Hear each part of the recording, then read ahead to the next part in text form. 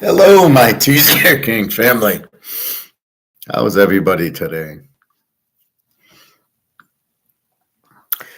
Time for class.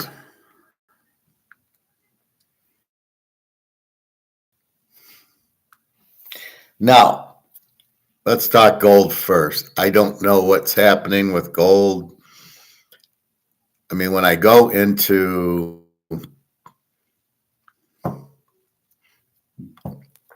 here and I update it, so this is current 2605.40. Now, I'm not really worried that it dropped 15 points today or dollars.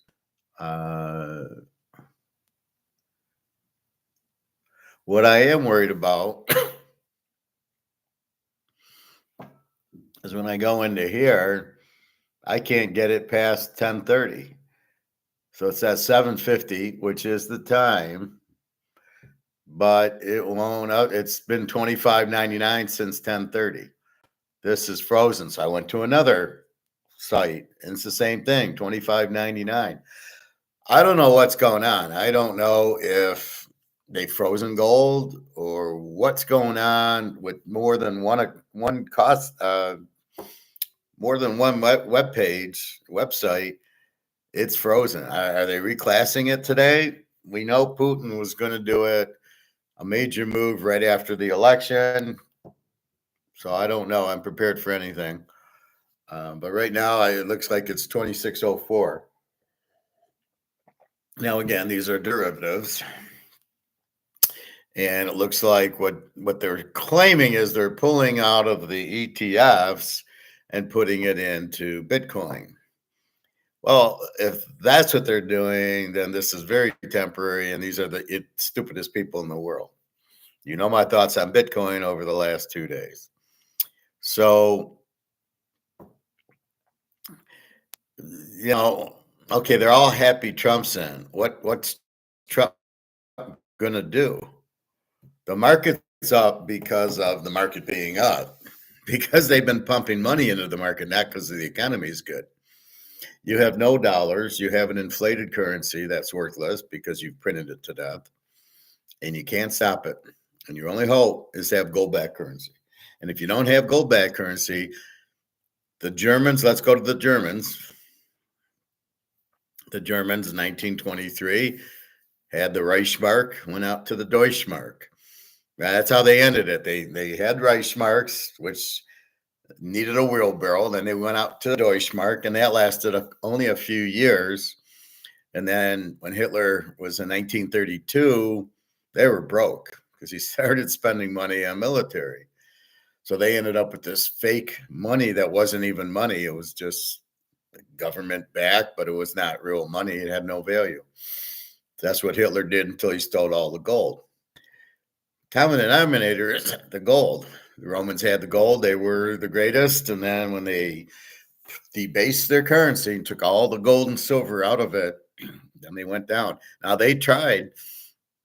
There was one of their emperors who understood this, and then he came back with gold-backed currency, and that it was like the Turkey side was successful, the Roman side wasn't, with the gold-backed currency for another 100 years or so until it finally died out.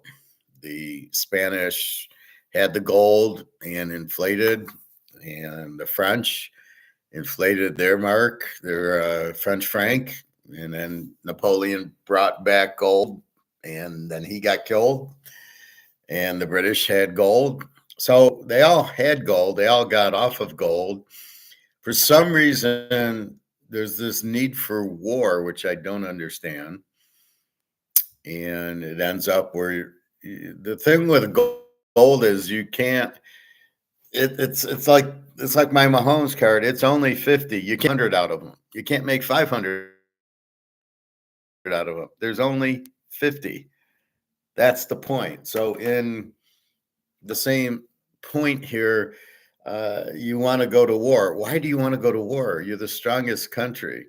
Why do you? Well, we want to put in our guys to rule these other countries. We want to fuck up Africa. We want to fuck up Ukraine. We're trying to fuck up Russia, but they won't let us. We're trying to fuck up China, but they won't let us.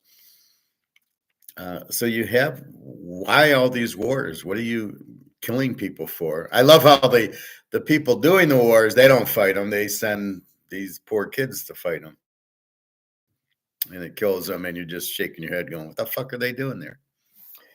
So that's what's going on. I don't know why this is frozen, but 2,600. It's a temporary thing. Again, these are derivatives. They're not real. They're not supply demand. There's no, oh, the dollar's stronger. How can the dollar be stronger? You've printed 150 trillion of them. How could it be stronger than anything? It has no value. So if you notice, they never tell you that. If you're watching, I watch Bloomberg at work now. They have the TV in the lunchroom, in the break room. And it's the same, they never say the dollar's worthless. They all say, well, buy this stock and look at this stock and the earnings here and the earnings there. And you just sit there and you just shake your head going, but the dollar's worthless. Why don't they talk about that? A lot of it is because they're Keynesians and they don't believe that you can ruin the dollar by printing it, as we've talked. Bitcoin being up, it's just, again, people don't realize that it has no value. It's a monetary, it's not a money. It's just a baseball card, and it's the problem is it's not even Willie Mays or Hank Aaron or Frank or I was going to say Frank Robinson or Mickey Mantle. It's not even that. It's the problem. All these idiots are putting their money into their. Oh, it's going to go to a million. A million what? Oh, dollars. Oh, and when that goes, see. We watch Attack on Wall Street all the time, and what happens? The guy has 60,000 in the real estate trust, and everything's fine until all of a sudden he wakes up and it's not, and he's broke, but he thinks he's fine. And then we watch Madoff, and it's the same thing. I got $20 million in Madoff. I've got 500,000 in Madoff, and everything's good. So it's going to happen with the dollar. If you has to crash, they're way overvalued.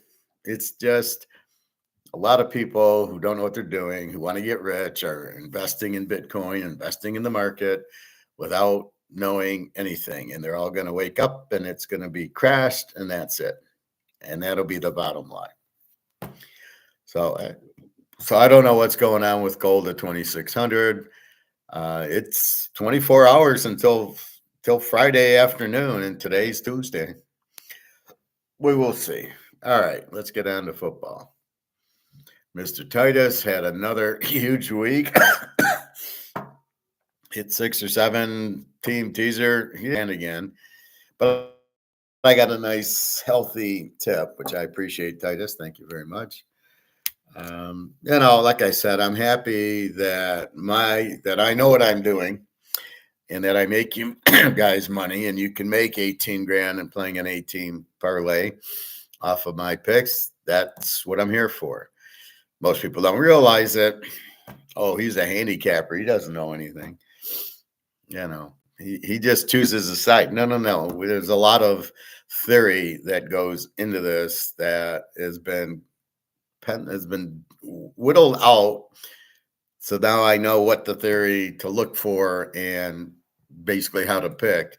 And I'm getting quite adept at it, mostly in the pro. College is so fucked up with the NIL that it's really hard because the players are moving and the dynamic changes, right? But in pros, it's pretty much, okay, you got your new quarterbacks and that's about it. I love reading Caleb. How did the Bears save Caleb? Well, the Bears, they fired their offensive coordinator. Oh, he was the problem, not Caleb. So again, they're not, Caleb can't be the problem. Yeah, Caleb is the problem. Drake May, just like these other Daniel Jones, they stink. And it's the same thing it's the dollar that's the problem, but nobody will address the real problem. It's the stocks, it's inflation, it's unemployment, it's the interest rates. No, it's the dollar. So understand what the problem is and then off to try to fix it. All right. So let's go into college. Um, Central Michigan.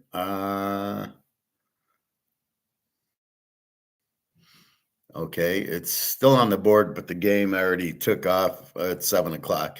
Toledo 14 and a half, 52. I won't even comment on the game because you can't bet it. Buffalo 3.5, 55 and a half. That's a 7 o'clock one. And Western and Bowling Green. Bowling Green 9.5, 57 and a half. I didn't play any of these. There's no Z team. Maybe play Toledo because Central is a terrible defense, 31 defense. Western, another over team with the 35 defense. And Ball State, another terrible defense, 39. Now, just because they're bad defenses, I'm not necessarily betting against them. I didn't bet any of those. I got to recover. I mean, it's Monday night. I didn't see the highlights of the game, but from what I understand, a lot of penalties on the Rams. They didn't score a touchdown. I'm in the box score, field goal, field goal, field goal. What the fuck are they kicking all these field goals? You got Pukanuka, Cooper Kupp, and a good running back, but I guess there was a lot of penalties. So the refs were in on the game, I believe. Anyway, so that game I want to see the highlights, and there was one other one. I saw the highlights of Utah and BYU. And Utah had a good second quarter, and then BYU looked good. And then won it at the end on a field goal. So it was nice. We locked the under, and that was good. Okay, so let's look at tomorrow. We've got Ohio 10.5, 50.5 to Eastern. Let's do the line, and then we'll go through the games. Northern Illinois 15, 45. And Miami of Ohio 30.5, 46.5 to Clark Kent. Okay, so the Z teams, Akron, who again I don't think I'm going to call them a W because they've been playing better lately. Actually won a game, so I'm going to call them a W. Kent is the Z team against Miami of Ohio. That's why they're laying 30. Miami of Ohio doesn't score a lot, so this could be a tough one. And then Ohio 10 over Eastern. Again, Eastern's an over team with the 26 defense, but they're the ones who lost to Akron. Let's go. Northern Illinois 15-45. Northern Illinois is an under team, 18 defense. Akron's a W with the 36 defense. Lane 50. Northern Illinois killed somebody last week. I don't know. Now, here's where you get into the conference championships. So we got to study the conferences. Excuse me, like who needs it in the MAC to win the MAC title? I know Toledo is one of them, but Northern Illinois is usually around. So must-win game there. Tonight, I think Toledo is probably one. Miami of Ohio and Kent. Miami of Ohio with a strong defense, a 20 defense. Kent with the Z team with the 46 defense. It's hard for Miami of Ohio to lay 30 points, more or less score 30 in the game. They should shut out Kent, but it's a lot of, they're not an over team. They're an under team, Miami. They don't score a lot. And then we got Ohio, an under team, 20 defense against Eastern Michigan. Like Western, over team. They score pretty well. They give up 26. However, they lost to Akron. So, Ohio with the good defense probably shuts down Eastern's offense because the defense will do that. But again, the Z team being Kent. But how the hell do you lay 30? The total on the game's 45. But if Miami of Ohio gets to 45, they cover the 30. So it's a tough one again. I'm not touching any of the MAC games. I don't want to play MAC. That's how you lose. You start playing the MAC games. Um, anyway, so that's Tuesday and Wednesday's game. Well, Tuesdays are gone. That's Wednesdays. If you want to play against Kent, you got to lay 30 with not the strongest offense in Miami of Ohio, but they will shut them out. Thursday's game. Excuse me. I'm burning candles at both ends. Up early for work all day, go to the pool. Because if I came home after work, I don't think I'd go to the pool, but it's very important I do my workout. So go to the pool, then just have some dinner and now class, and then go to sleep. East Carolina, 14 and 62 to Tulsa. East Carolina is an over team, 27 defense. Tulsa's a W team with a 38 defense. We have to check standings. If East Car is, maybe I'll do that after. So East Car probably needs, well, I don't know how good they are this year. Over team with the 27 defense. Tulsa defenses, they both, well, North Texas is the explosive team. And UTSA is getting explosive where they've we locked the over on them a couple weeks ago. We didn't lock it, but we should have locked. We were going to lock it. Two explosive over teams with no defense. 71. You can go 65. Probably not a bad play.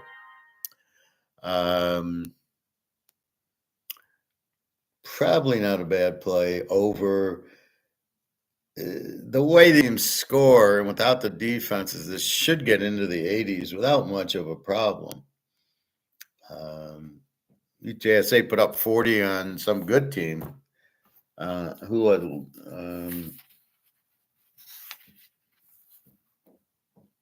against Memphis? They played Memphis 44-36. That's an 80, and Memphis has a 20 defense. They played 80 with Memphis. North Texas, this will go probably to 100. So I actually think this is a decent play, even though it's 71. And in most cases, I would stay away from it. But there's no defense here. So,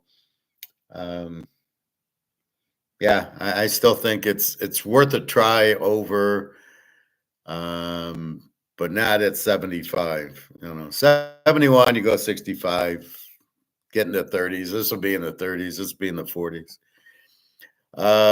Colorado State and Wyoming. Colorado State 10 and 47.5 to Wyoming. This is again Friday. Colorado State's an even team, 24 defense. Been playing pretty well lately. Wyoming a W with the 32 defense. They were a Z. They started scoring a little bit more. Again, the old quarterback switch, but Colorado State's pretty good.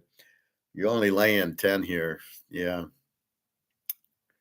All right. Washington, 6.5. Now, UCLA has been playing very good ball lately. They beat big Nebraska, who's at least as good as Washington. The game being on the road doesn't have a bearing because it's West Coast. Nobody's flying west to east. And so you've got Washington 3.5 and 46.5. Definitely, I think UCLA is worth a try in this game. Playing very well. Garbers is playing much better. Washington's a good team, but I think this is now pretty even. I don't consider UCLA a Z team anymore, or even a W. I think if I look at the last 3 or 4 games, they're probably a B team. They're a very live dog here, I think. Houston, Arizona. Arizona 1.5, 45.5. Another case where the team is getting much better. Houston won its last 2 games. They switched quarterbacks. They have the defense. Great coach. Arizona's terrible. They're getting blown out by everybody. And Houston won. They beat a good team last week. Who did Houston beat? There's so many games. Houston. So UCLA beat Iowa last week, who's at least as good as Washington, right? Pretty equal. Come on, Houston, where are you?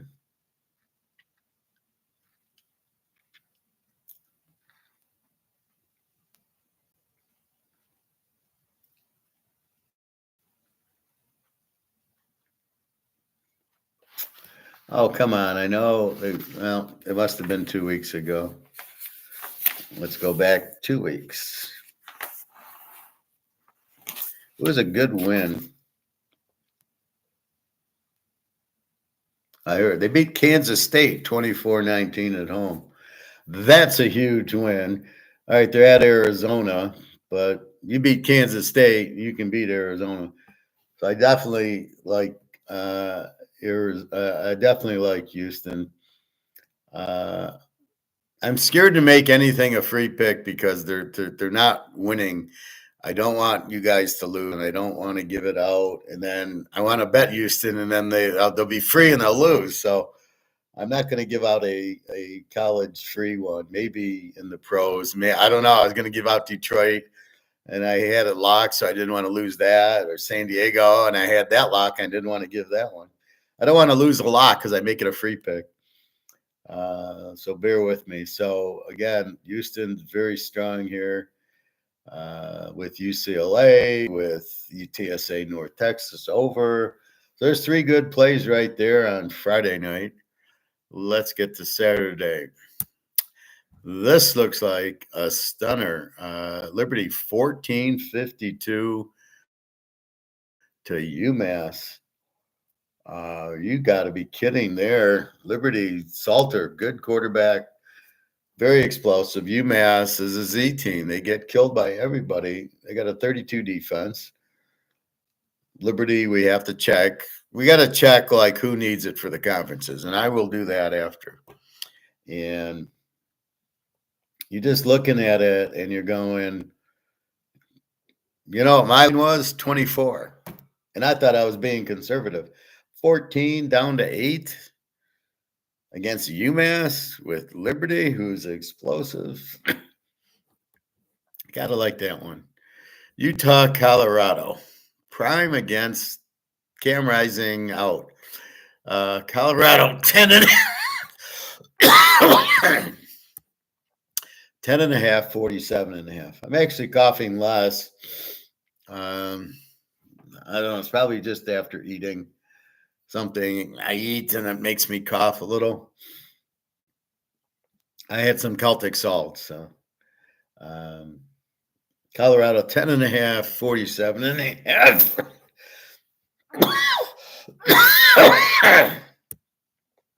Colorado, excuse me, is an A team with the 22 defense, and Utah without Cam Rising is an under team with the 17 defense. And yes, they switched quarterbacks to Rose, who had a few good drives against BYU and then didn't show up in the second half. The way Colorado, they're playing defense. I don't know what happened. All of a sudden, they found a defense. They don't run. They're passing pretty good, but you ain't going to do much on Utah. 47 and a half. Yeah. Normally I like playing these Big 12 games over, but not in this case. Not when you got a Utah defense, you can't play the game over. It kills it. Ohio State, 28 and a half, 44 and a half to Northwestern. Ohio State, obviously the A team with the 10 defense. Northwestern, an under team with the 22. So they don't score. So it's going to be hard. The 44, maybe you go over 38 and you just hope Ohio State puts up 40. But if you're going to do that, there's 28 and a half. Just make it 22 and a half. Ohio State's got Indiana and Michigan coming up. How much are they going to focus on Northwestern? I don't know. And on the road. But Northwestern's got no chance here. Who are we kidding? They don't score anyway. They got a decent defense, but that's not going to stop them. Ohio State will roll here, I believe. Tulane and the Navy, good game. Tulane 754.5. Tulane's an A team, 19 defense. Navy B team, 22 defense. They were an A team, though they got their ass kicked by Notre Dame. Tulane, they're. I know they won it for the conference championship. I don't think they've lost or lost one. So this is an interesting game because the Navy's not bad. Tulane's very good. We'll see. Pitt and Clemson. Clemson 10-54. Clemson is back to an A team, kind of, although not against Louisville or Georgia. With the 23 defense. This is when you play a weak schedule, you become an A when you're really not an A. I don't believe they're an A. I believe they're a B. Pittsburgh, an over team with the 25 defense. Pitt didn't score last week. Clemson hasn't scored the last 2 weeks. I don't know what's going on. So they score, and all of a sudden they stop. Same thing with Pitt. So I don't know what to think here. I think the line's a little high. Clemson -10. They don't show me that they're going to go on the road to Pitt and blow them out. Pitt might be a live dog. We got to check injuries first. Again, this is all naked right now. I haven't checked the injuries, which I will do. And obviously the conference championship teams, which are critical this time. This is why I don't like analytics, because how the fuck do you have that baked into your equation? You can't. So they're just looking at stats and they're coming up with a bullshit way of picking. And if you listen to that, I got oceanfront property here in Detroit for you to buy. You can't do it. That's why you do it on your own. You cannot listen to these morons. They don't care. They just want you to gamble for BetMGM or whatever fucking DraftKings. They only want you to make the bet because they know you're going to lose it, especially if you listen to them. So don't listen to them, because if you start listening to these idiots, you start picking these games, or it gets in your subconscious that, oh, I want to bet this team, and then you lose, and I lost because I listened to this idiot or that idiot. But if you listen to yourself, you're probably going to win most of them. All right, Western Kentucky 13.5, 53. Where are you, Western Kentucky? They're there. 13.5, 50. There was 14. And that was my line, 14. 13.5, 53. Louisiana Tech's an under team with a 23 defense. Just means they don't score a lot. Decent defense. Western Kentucky, a B team with a 22 defense. They get about 375 yards a game. Usually a good quarterback. It's a tough game. It's a lot of points, 13.5 down to 7.5 or 19. I wouldn't bet against Western Kentucky at home. Again, I'm sure they're in the race for the conference champion with Liberty and I think Jacksonville State. So be careful here. But L-Tech is not a Z team. It's an under team. 23 defense. Texas, Arkansas. Texas 13.5, 57.5. Texas A team with the 12 defense. Arkansas is an over team with the 26 defense. Bitter rivalry.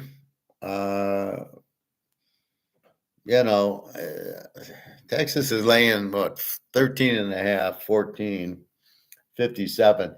Do we see an over in the game? Do we see an under in the game?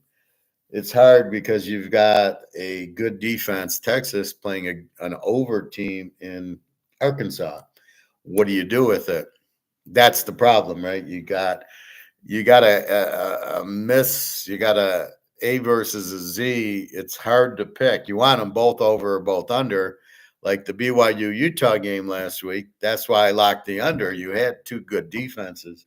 I can't say that here. I got Texas. I don't know how good their defense is. Arkansas obviously sucks. Ole Miss put up 60 points on them. So it's just tough. I don't think Texas is going to light them up. Over under, I don't 57 to 51. I don't know. I'm tired of playing the SEC over unders. They seem very tricky. So I'm going to leave this game alone. Auburn 24-46 to Lou Monroe. Why is Auburn playing Lou Monroe? Now the fucking Bama's playing Brother Rice High School this week. Auburn 24-46. They're an under team with a 19 defense. Lou Monroe's an E team with a 26. Auburn needs the game, but it's not like Old Mississippi State. It's not like they're playing UMass. Lou Monroe's a little bit better. Marshall, Coast Carolina, Marshall, 8.5, 56. The Coast Carolina is an over team with a 31 defense. Marshall's a B team with a 23. They've been scoring pretty good. Over under a 55. Yeah, that's probably doable. 49 in this game. Yeah. Marshall can score. Coastal Carolina can score. All right. Jacksonville State 14-58 to Florida International. 14-58. Florida International is a W. No. Florida International is an E team. I was looking at Florida Atlantic. Florida International is an E team with a 25 defense. Jacksonville State's the over team. The Rich Rodriguez 29 defense. Can Florida International score enough? I wish this was Georgia Southern. They can score. Florida International. Again, it's hard enough between Florida National, Florida Atlantic, who's who. But in this case, so an E team scores like 24, gives up 25. They're even, basically. And Jacksonville State scores in the 40s, gives up 29, so they're an over team. I would say it's an over game.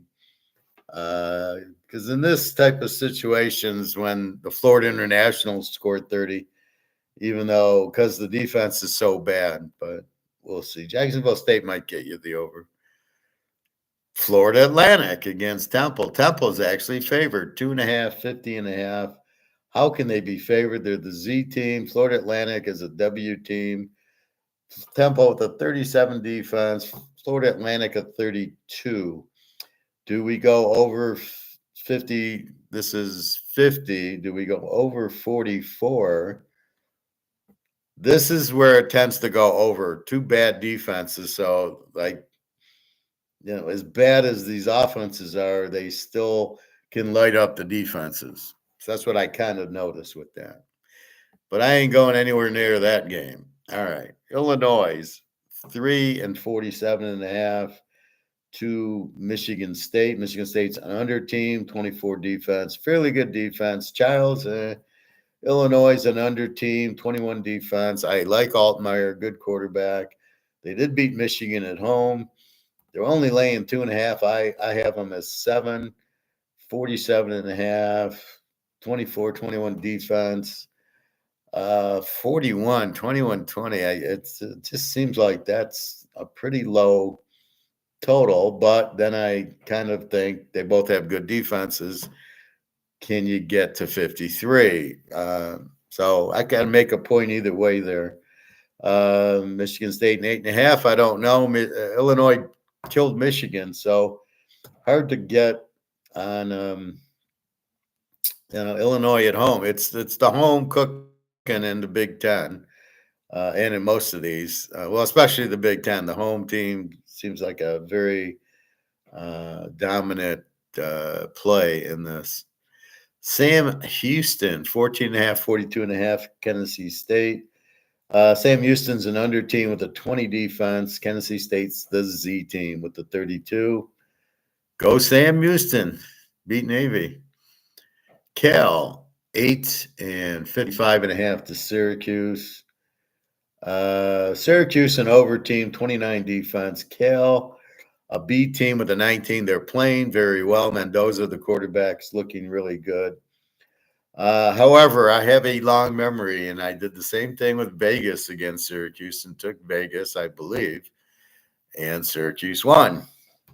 A mistake not likely made by the professor often. So they went to Vegas and when they go to Cal and win. They're not a very good team. Syracuse, a decent over, no defense. Um, I think Cal gets it because again, Syracuse has to fly West Coast like they flew to Vegas. We will see, but it should be a very good game actually. Hawaii and Utah State. Where is that? Okay. Um, Bad line here. Hawaii 2.5 and 60. My line, Utah State minus 10. Um, Hawaii cannot be favored here. They're playing better. They did beat Fresno State at home. Hawaii going to Utah and being favored to a team that puts up 40 points a game and gives up 40 points. But Hawaii doesn't score much. They got a good defense. But I think you're making Utah State a very live dog here as a home dog to Hawaii, who doesn't score much. This is one of those. I'm taking the explosive team over the weak team because the weak team is a road favorite, and you're like, okay, Hawaii's okay, good defense, but seriously, they got to win by 10 at Utah State, who lights everybody up. I don't smell that one, Rock. Is The Rock going to be in politics too? Him and Elon Musk and Trump and Jim the Anvil Neidhart, are they all going to be they'll all the around Hulk Hogan? They'll all be in the cabinet, right? There goes the world. SMU 17.5, 54. Okay. Okay, they were 16.5 at lunch, 17.5. And 54. SMU is a very strong team, A team, 22 defense. BC's an E team with the 23. Their quarterbacks in and out. SMU is playing for the Big 12, playing for the playoff spot. It's a little bit of a big number, 17. But I think because they're at home and they've been playing really good, I think they get the W there. Oregon State, 445 to Air Force. Oregon State's an over team with the 29 defense. Air Force's Z team with the 27. My line on the game is Oregon State 21. Why? Because Air Force is a Z team and Oregon State's an over team. Over team with the 29 defense against a Z team with the 27 defense. I like the over team's chances. We're only laying 4. How can this be? 375 yards a game versus Air Force 262. I know there was a quarterback change for Oregon State. They went back to this Gofferson, who was their quarterback last year or the year before. So it's not like he hasn't quarterbacked. Air Force is so bad, but I do believe Air Force switched quarterbacks. So you get caught in looking at the whole year when you really should be looking at the last 2 or 3 weeks. So we will have to dissect that. South Florida, 352.5 to Charlotte. South Florida, an over team, 29 defense. Charlotte, a W team with a 34 defense. Again, I have South Florida laying 10. It's only laying 3. And, Charlotte with a 34 defense against an over team.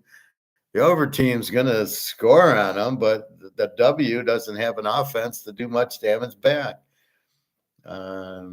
I think South Florida, that spreads way low. Penn State and Purdue, we got Penn State 28 and 50. We know Penn State, they don't seem to have a quarterback. They don't seem to score a lot. They win like 32-3.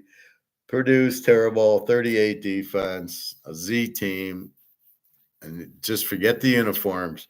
You got an A team against the Z team. They're laying 28. If you don't think Penn State's going to score that much, the over-under is 50.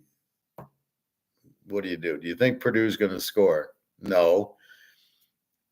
So then Penn State's got to do all the lifting. Maybe you go under. I don't know. It's her, Penn State could light it up, but they really haven't shown it this year. Interesting game. Bobby's team, LSU, 4.5, 55 to Florida. They're both E teams, 25 defense, LSU, 28 Florida. The whole Florida team's hurt. The whole team got the flu. Both quarterbacks are out. They're using the third one. You saw what Texas did. They murdered them. LSU, if they get the play calls right, should be able to handle Florida. Big rivalry game here. But Florida's so injured, offense and defense, that you got to – again, I have LSU -10. I don't really understand this spread at 4. It seems LSU should handle them. Virginia and Notre Dame. Notre Dame, 22.5, 50.5. Virginia, an E team with a 27 defense. Notre Dame at home is an A team with an 11 defense.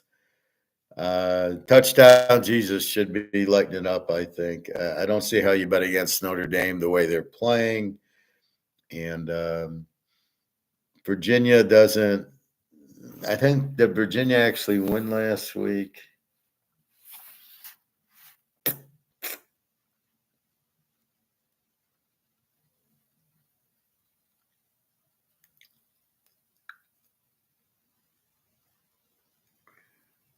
They played an interesting game. I think they played Pitt or something.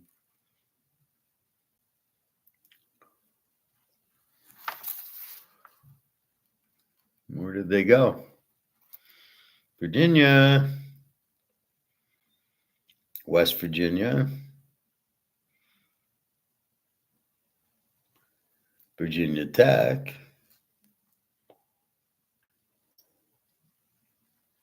Seriously, where did they go?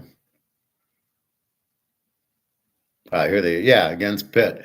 They beat Pitt. It was a night game. 24-19, Virginia beats Pitt.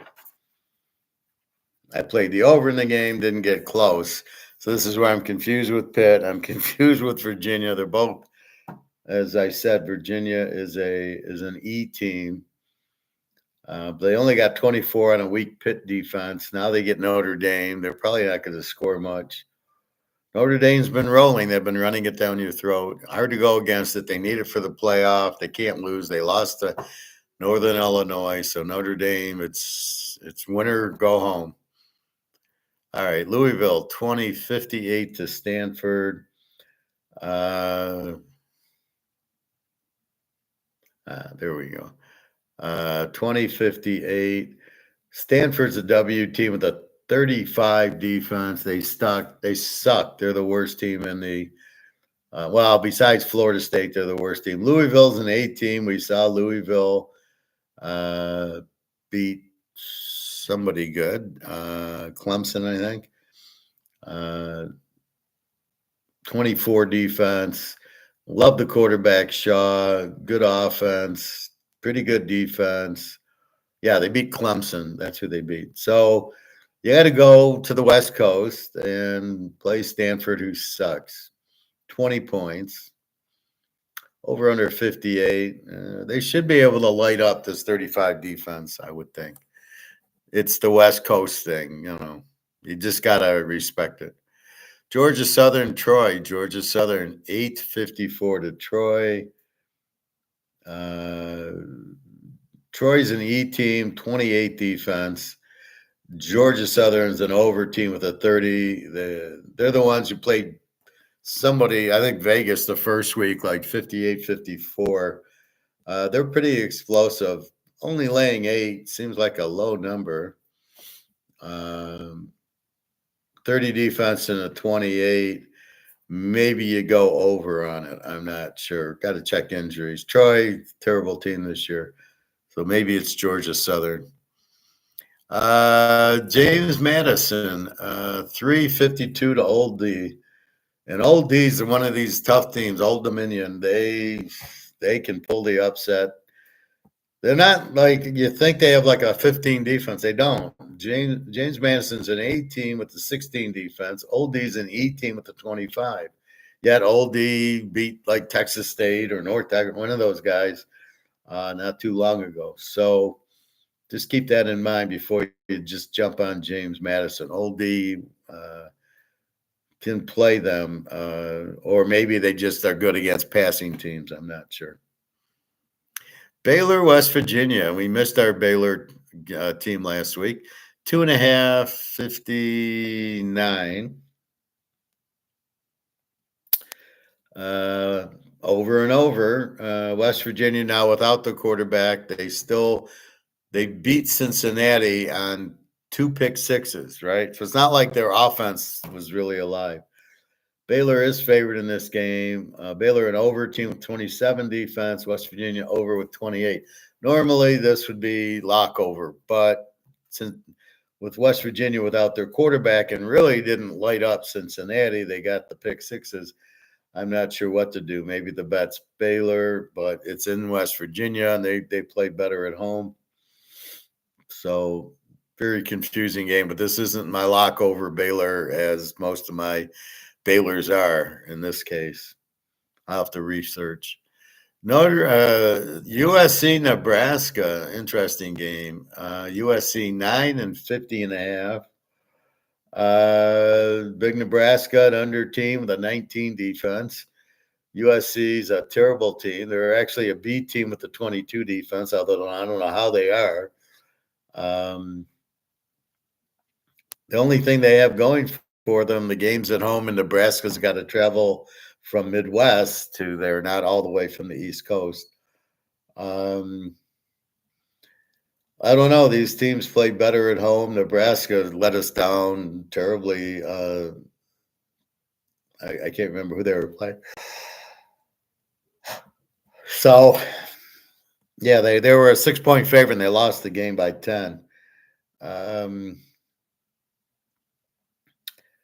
Yeah, I don't know. Nebraska is switching quarterbacks to Maivia, who was the Vegas quarterback. So I like Maivia very much. So I think USC could get it. Nebraska with a good defense, but their offense has been a little bit. So is this maybe an over or an under? I don't know. You got me stumped on that one. South Carolina, 12.5, 44.5. To Missouri. This seems way high. Missouri's a very good team, very well coached. Drew Pine, the Notre Dame quarterback who went to Arizona State last year, is now the starting quarterback for Missouri because Brady Cook sprained his ankle or something. But they beat Oklahoma. So I warned you about Oklahoma being a road favorite, team without an offense. South Carolina, 12.5 to Missouri seems like an awful lot of points. They're playing well. They beat our Vanderbilt, but Missouri, this is a good team. All right, their record isn't that great, but this is a very good team. So I don't know. I'm still wondering how South Carolina beat my Vanderbilt last week. Georgia State, 259 to Arkansas State. Good luck with this. Both teams are W with 34 defenses. Maryland, 651 to Rutgers. Rutgers falling apart. Maryland doesn't play defense. Maryland with the 29 defense, and they're an over, and Rutgers an under, 24. Apples against oranges here. Texas State, our explosive team, 26.5 to Southern Miss, the worst team in football, 55. Texas State, so 26. 26-55. Southern Miss, terrible team, 34 defense, 200 yards a game on offense. Texas State's our A team, 22 defense, 426 a game. 26, I would just say lay it. I mean, as long as the quarterback's healthy, they're going to kill him. They're going to kill him. They're going to kill him. They're going to kill him. Kansas State, 9-50 to Arizona State. Okay. Kansas State. We love Kansas State. A team, great defense, 22. Arizona State, an A team with a 24 defense, total of 50. I think that goes over 50. Kansas State, you think has this great defense, but they score a ton of points. Now here, I think this will go back and forth. Arizona's a better offense. The quarterback's fine. Scatterboo will have to see what was wrong with him. K-State can light you up, and they play fairly good defense. But I think it's either a dog game or a total game. Boise and San Jose State. This is a very good game. Boise 13.5, 61.5. Boise's not, they did not blow out Nevada last week. No, San Jose State is a very live home dog here. We know Boise's running back, who I can't think of his name right now, but I'll think as soon as I'm not thinking about it. An over team with a 25 defense, 481 yards on the ground, mostly running. San Jose State's an E team with a 24 defense. This is the Navy coach. They've been playing very well good ball. I think San Jose State's a live dog. I don't know about over. Boise couldn't get over with fucking Nevada last week. What was that all about? So I think they're keying on what's his name? God, why can't I think of the guy's name? I don't know. Oh, I got spiders over there. It's like the monsters. I got spider webs. So this should be a very interesting game. San Jose State could pull the upset.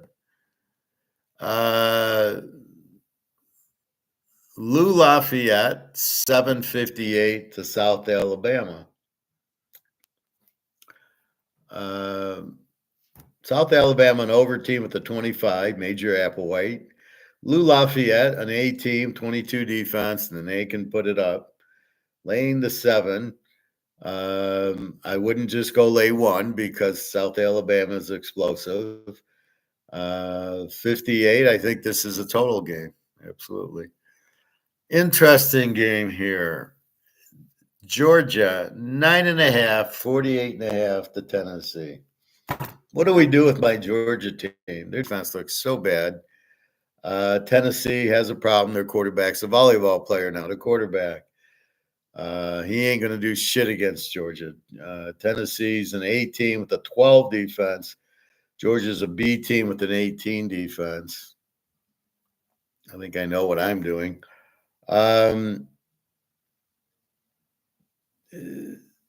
The problem, the Tennessee quarterback can scramble. He can't throw, and he can't hit the broadside of a barn. But Tennessee's defense is going to be impressive here, just like old Mississippi's defense shut them down.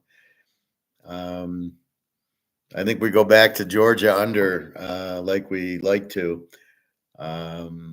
Because Tennessee, no quarterback and a good defense. Georgia, their quarterback keeps throwing to the wrong team. And we know they got a killer defense. And we know after the loss, they will be on fire. With a better quarterback, if I might take Tennessee, but Georgia's not losing this game. They do not lose at home. All right. And Tennessee, good defense. I think this will be a defensive struggle. Oregon, Wisconsin. Oregon, 14-52. I have 17. 18, obviously, Oregon. 16 defense. Wisconsin, an under team with a 21.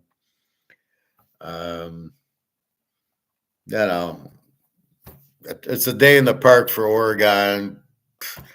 You only got to win by 8. I can win by. All I got to do is win by 10. You got to take Oregon laying 8. Come on, Wisconsin's blown out by Penn State. A&M 39.5, 54.5 to New Mexico State. Well, it was 40. New Mexico State's a Z team with the 37 defense. A&M's a B team with the 21 defense. They should kill them, but I don't know. 40 is a lot big number for a team like A&M who's not really explosive. Memphis, 14, 62.5 to UAB. UAB is an over team with a 35 defense. Memphis, we know. South End, again, good team. B team, 23 defense. Iowa State, Cincinnati. I got a bone to pick with Cincinnati. They throw 2 pick sixes. What are they, fucking crazy? Against a team with no quarterback?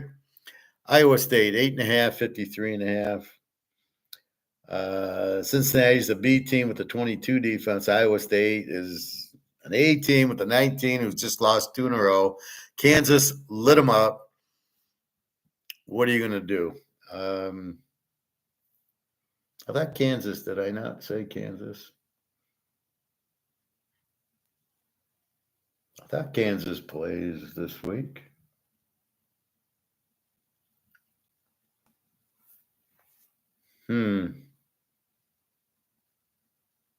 This is weird. I thought Kansas play. Oh, yeah, there they are. All right, they're coming up.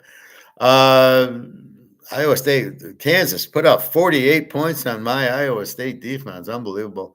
8.5, 53.5. Cincinnati's they lost to Colorado. They just lost to West Virginia. Iowa State got to be pissed after losing these 2 games. 53.5. Cincinnati, a B team with a 22 defense. Iowa State's the A team with a 19.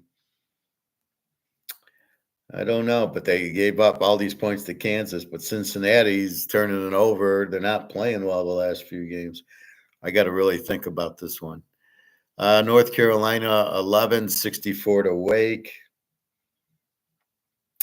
They're both over teams. Wake Forest, 32 defense. North Carolina, 26. You know what to do with that. Washington State, 12.5, 72 to New Mexico. Wow. I have Washington State 21, but they're only 13, 12.5 with the 72 total. I'd rather go to the other total that was 71, North Texas UTSA. The problem is Memphis, New Mexico scored they won the game 21-14 last week. I don't know. Washington State's pretty good team, 27 defense, 38 defense for New Mexico. They might just run it. I don't know that we'll get to 72 here. Maybe, but New Mexico, high octane offense, and apparently nobody playing defense.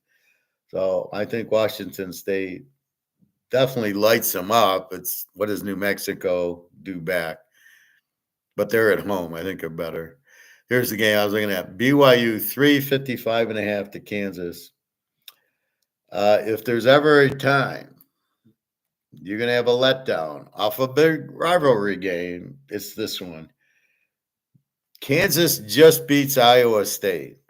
Iowa State is a 19 defense. BYU is a 20. Very good defense, but a 20. Kansas is licking their chops because they're starting to play well, and they're getting BYU off of an emotional win against Utah. That's a huge rivalry, BYU, Utah. Michigan, Ohio State, Duke, North Carolina, USC, UCLA, I don't know, Oklahoma, Texas. But the week after, you have to be flat. Now, BYU's undefeated. Believe me, they have every reason to win the Big 12, to make the playoffs. However, they will not get to the emotional peak they got to last week because it was a come from behind. You're down 21-10 at half, and you win 22-21 on a last-second field goal.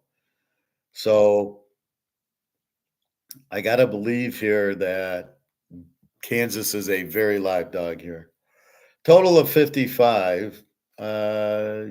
Kansas, you might get that also because Kansas to put up 48 on Iowa State. I mean, that's ridiculous. They are playing very good ball. They are a very live dog here. Vegas, 20.5, 54 to San Diego State. Um, Vegas, the A team with the 24 defense. San Diego State, an even team with the 27 defense. Vegas can light you up 419 points with a very strong deal. 24 defense.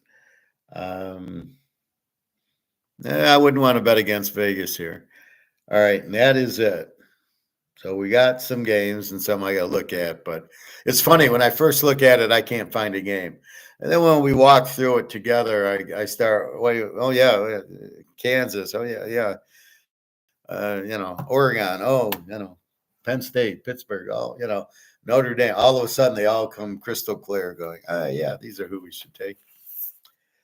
Which now leads us to the pros. Now I haven't updated my stats because the game ended Monday night and now Tuesday, but I haven't been home to do anything.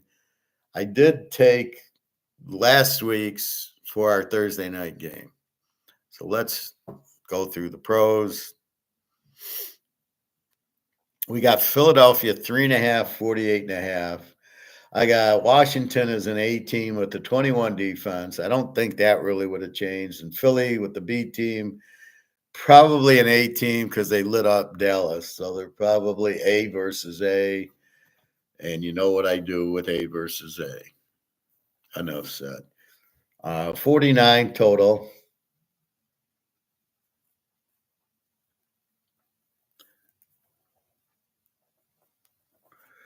I have posted a lock in the pros that it's already posted. I checked. I didn't see the injury.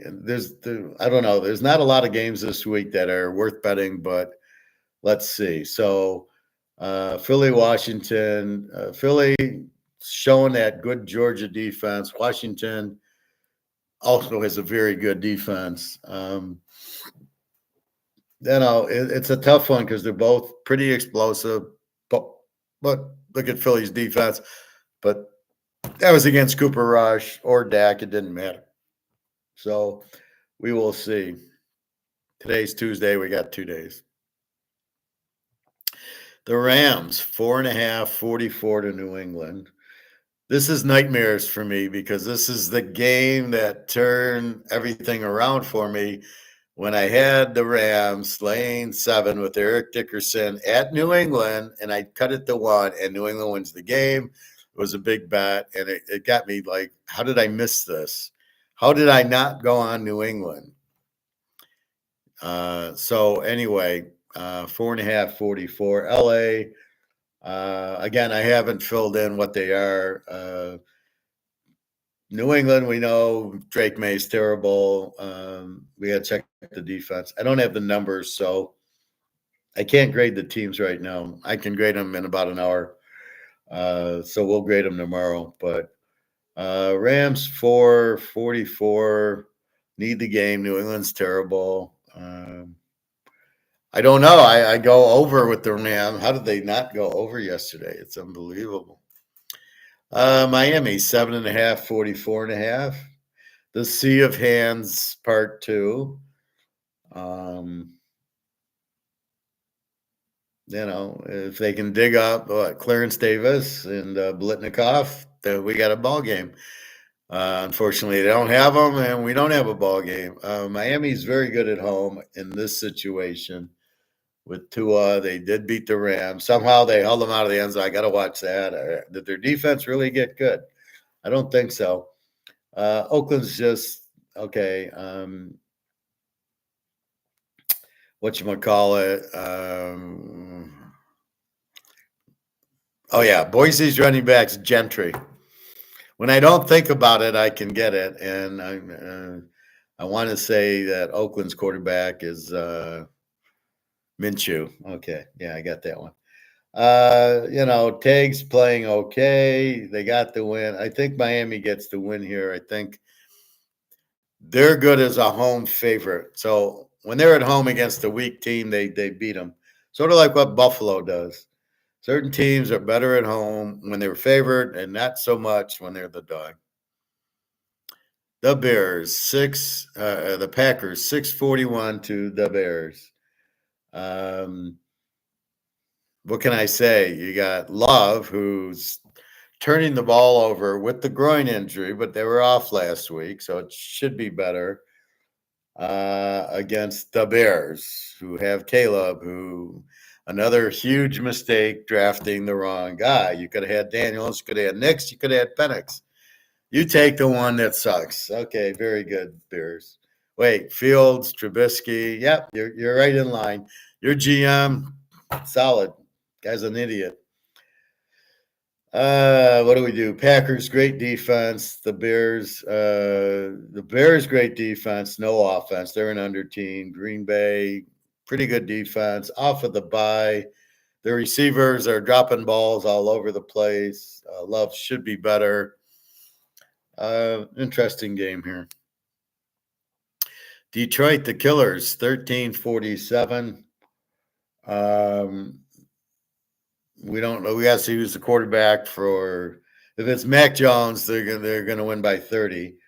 If it's Lawrence, then we go over because Lawrence runs and he'll score. Mac Jones just terrible. So that's why they're 13. Maybe it's Mac Jones, but for Detroit to win that game with 5 interceptions, I love the excuses. Well, you got tipped and there was a Hail Mary. No, he threw 5 interceptions. Jalen Daniels' Hail Mary was a touchdown, so don't give me that shit. The long pass, he threw it right to the guy. It was a terrible pass. The other ones, he didn't read the defense. He gets the ball tip. Well, that's his fault. He's got to read the guy coming around the end, get rid of the ball. You can't hold it, and then it gets hit, and you say, well, it was tipped. No, it doesn't work that way. He had 5 turnovers. Now, they still won somehow, and Jacksonville does not have the defense Houston apparently has every once in a while.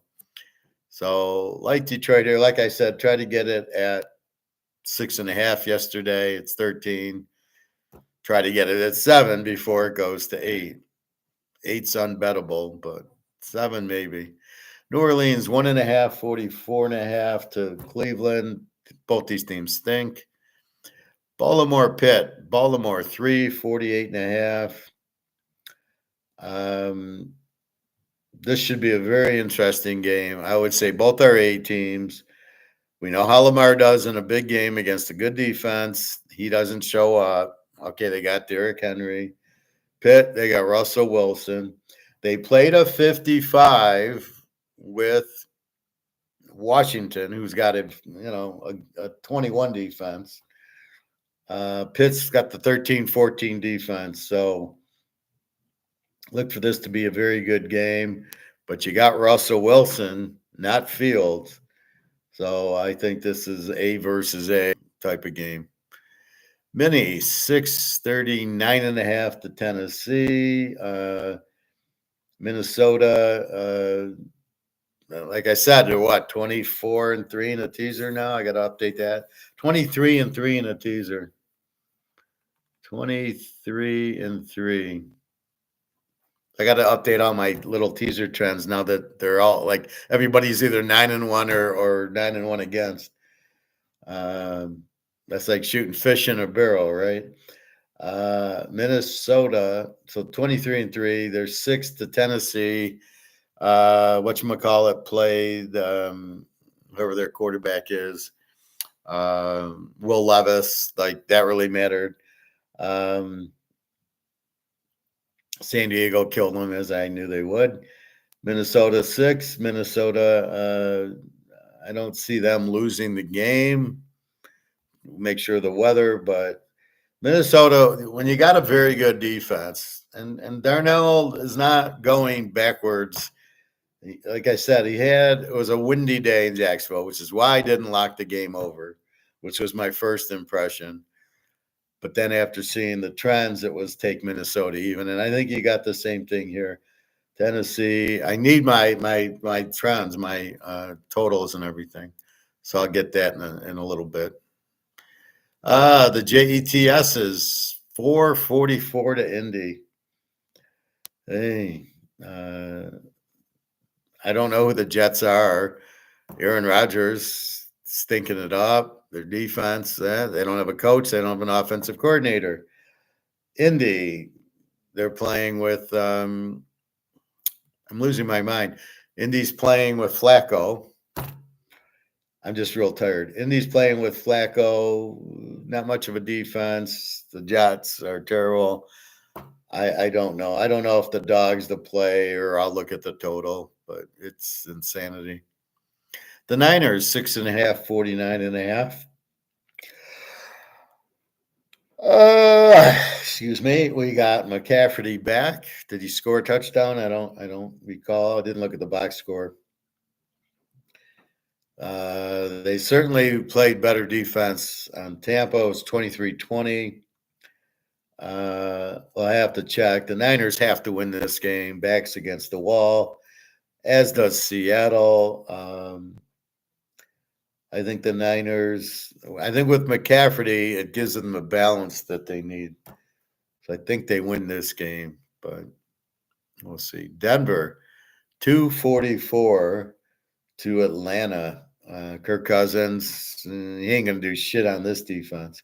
Denver should have beat KC. The kick gets blocked. How many kicks get blocked in the NFL? Denver 2.5, and total of 44.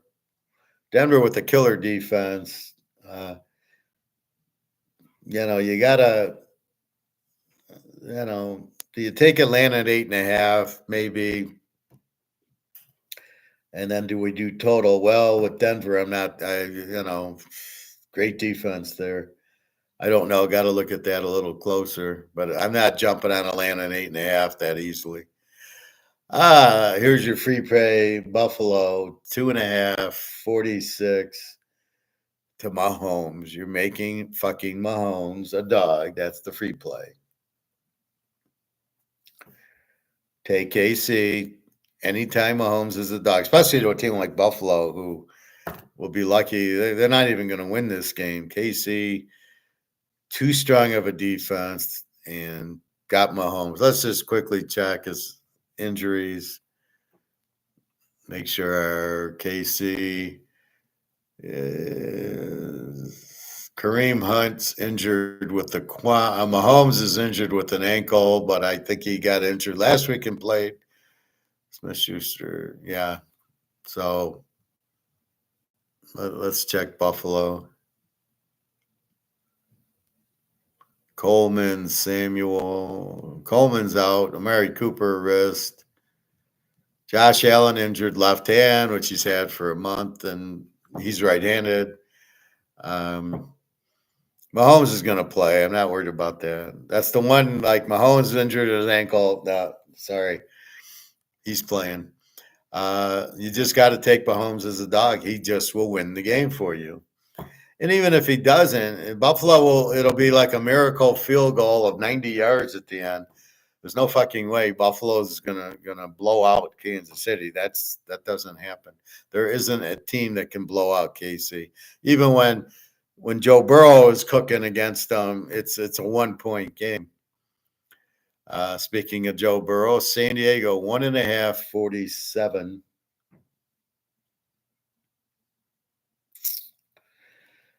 And what we have here is a confusion. We have this strong defense, San Diego, with Justin Herbert. They're going to run it down their throat against Joe Burrow and Chase, my boys. Normally, Cincinnati's a live dog, but I don't know if I want to fuck with them here against the San Diego defense. As I warn you, the strong defense will shut down the strong offense 100% of the time. I am definitely afraid of San Diego's defense in this situation. Now, Burrow will get it to Chase 62 times, as he does, but I'm worried if Cincinnati's defense doesn't show up. I think this is probably an under game because I think what happens is San Diego and Harbaugh thinks he's at Michigan still, just going to run it to keep the ball away from Joe Burrow. And I think that's what happens. I think this becomes a low-scoring Army-Navy type of game where Cincinnati's defense cannot stop the Michigan offense, and it's just 15 play 9 10-minute drives. thinking this is against Ohio State because it's Cincinnati. Um, so I think that's what happens. I don't know. I mean, they could lose 17-3 or 17-7. I don't know if they can cover the 7.5 because what San Diego is going to do is run it down their throats. So if they're going to do that, which they will, that becomes an under. But I don't know how I can bet Joe Burrow under. That goes against my religion. So this is a very killer game. This is the one game this is the one time I don't want to see Cincinnati facing this defense. I'll have to look at how they played other defenses. But, I mean, against Baltimore doesn't have a defense anymore. It sucks. All right. Last game, Houston, 7.5, 42. Now, I think you have Cooper Rush because I think he got the surgery. Houston has to be spent. I think C.J. Stroud got exposed. Where was this defense? Now, if that number 5 on defense plays like this every week, why are they losing? This guy is unbelievable, but he doesn't show up half the time, this number 5. If he does, they'll just shut out Dallas because they won't be able to run the ball. Dallas, if they have Micah Parsons back still, like he's okay, and Cooper Rush, and this Houston defense, and C.J. Stroud, who is going to have problems with Micah Parsons. Yeah, this is a very I'm not just jumping on Houston. I don't trust them enough to go on the road in a rivalry game with Dallas and beat them. Dallas sucks. We all know that. But Houston's not that good. And they shot their load against Detroit and lost. And again, it's like the other game. It's like the BYU Utah game. You cannot emotionally get that high and then play the next week at that level. So you're going to be a lot less effective. So BYU is going to be sluggish. Houston's going to be sluggish. Detroit's going to be, they can't play any worse.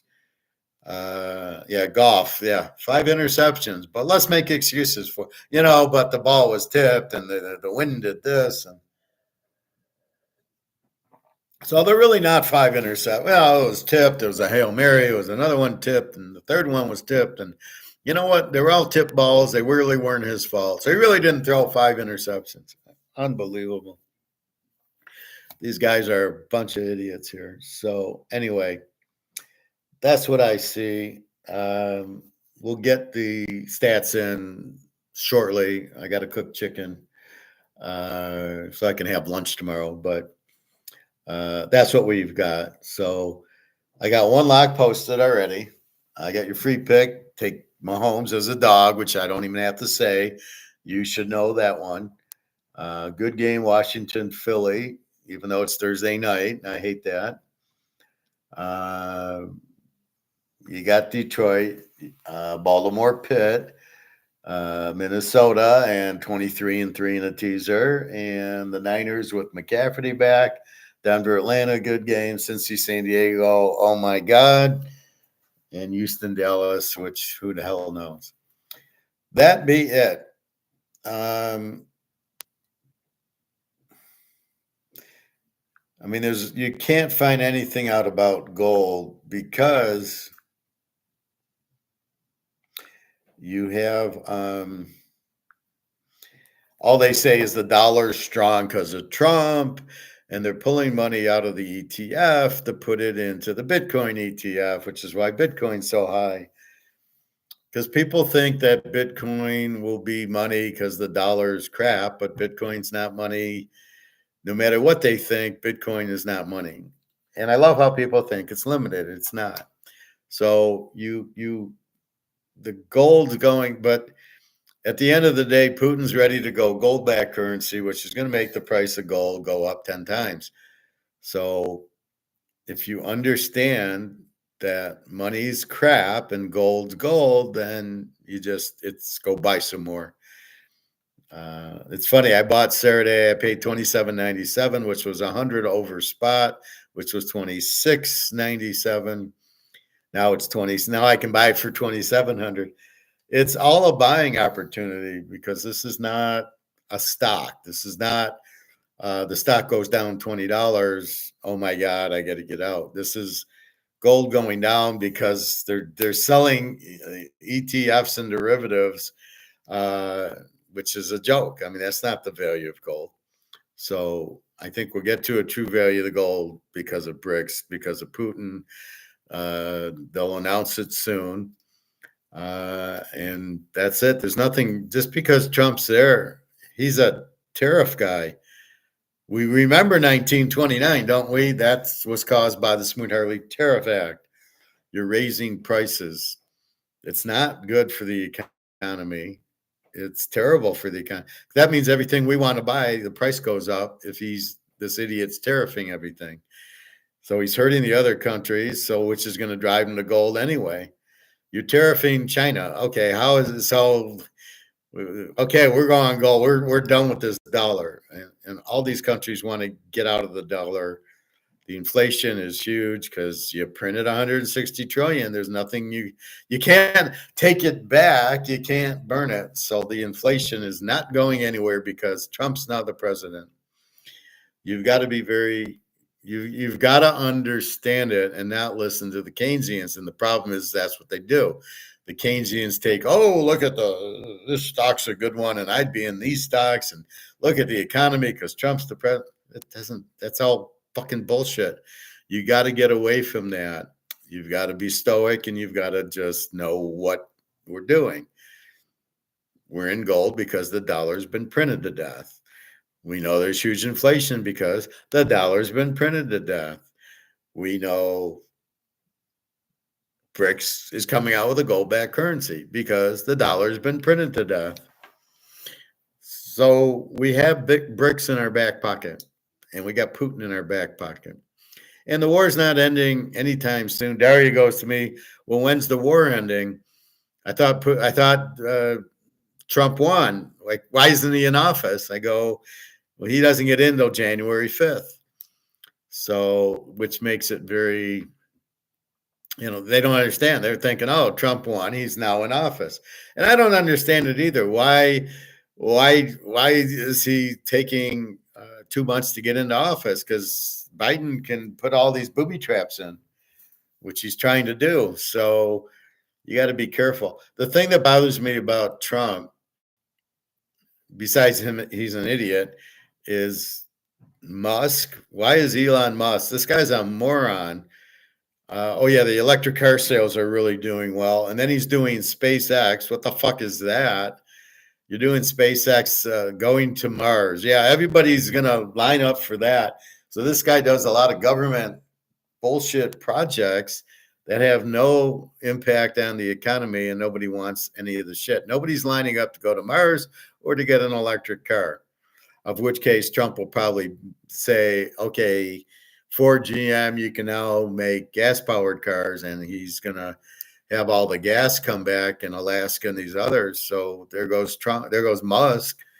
So why is Trump making Musk one of his cabinet guy or whatever he's doing? The more I hear Musk talk, the stupider he sounds. I'm not impressed by him. You don't get impressed because somebody's got money. That's not what you're impressed, because they're all, Madoff had money. Are you impressed with him? Biden has money. Do you like that guy? So you got to be careful, because they have money doesn't mean they're smart, and Musk is not smart. So we got to see what happens here. But this is a big problem. Trump's cabinet. Like I said, I'm hoping Hulk Hogan gets in, and The Rock. If The Rock was in, then I would feel comfortable that the Russian war was going to end, because he'd lay the people's elbow on Zelensky, and that would be it. But that's what we're looking for. So you've got all of the cabinet. They can't stop inflation. The only way, if Trump is smart enough, is to go on gold. And now maybe he personally has gold. The U.S. doesn't have any gold. Fort Knox is China. China owns the gold there, if there's any gold there. So unless Trump has a bunch of gold in his swimming pool, and he wants to go on the gold standard, which would help the price of gold too. But people are confused. They think Bitcoin's money, which it isn't, and they think, well, we'll get out of the dollar, we'll go to Bitcoin, and that will be the key, and we'll all get rich on Bitcoin until the dollar collapses and it won't have a value, as I've been talking the last few days. So, with that said, I'm not really sure what the hell is going on, but there's no reason to not buy tons and tons of gold, and to not be in the dollar hasn't changed. I guess the closest thing I can come up with is the Titanic, where people see it hit the iceberg and go, but it's unsinkable.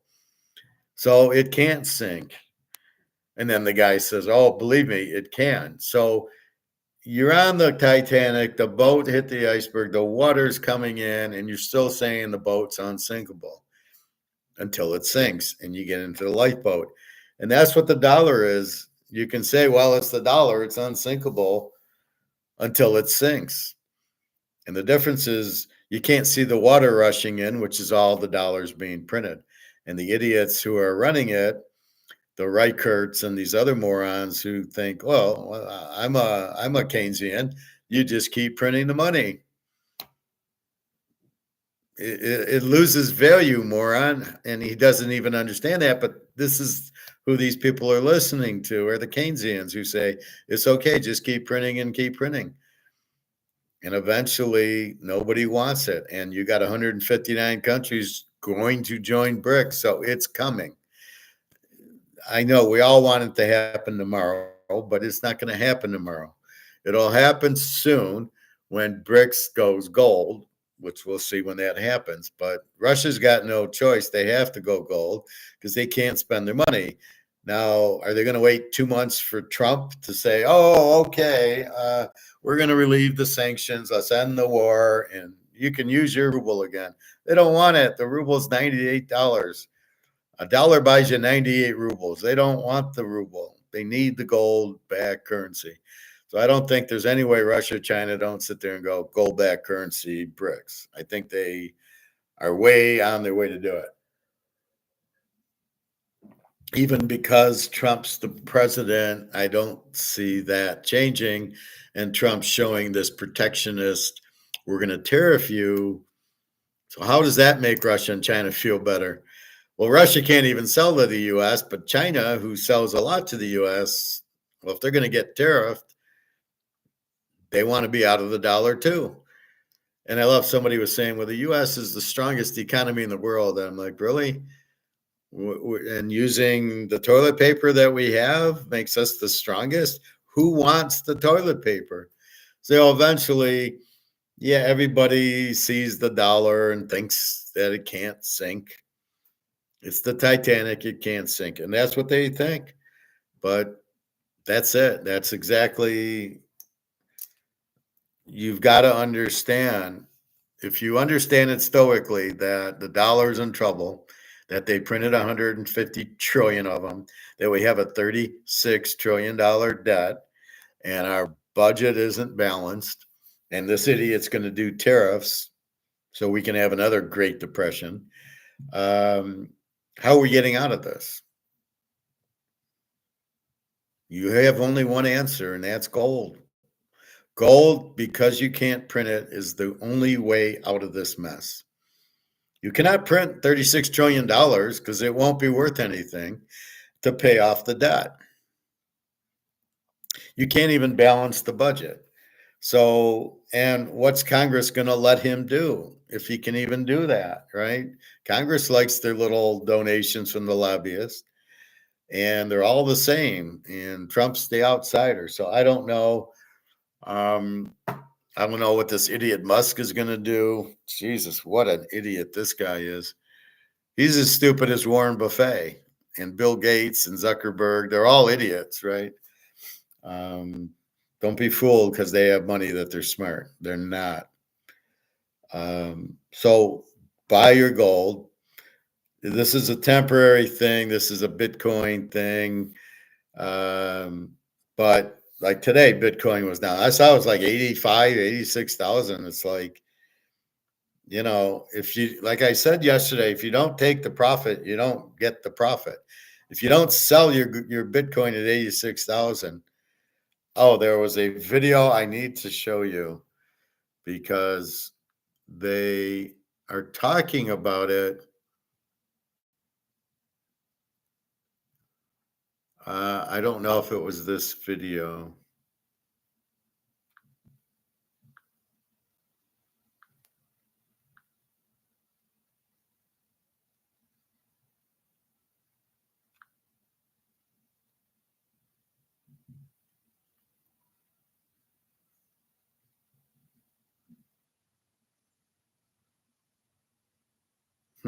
Where are my liked?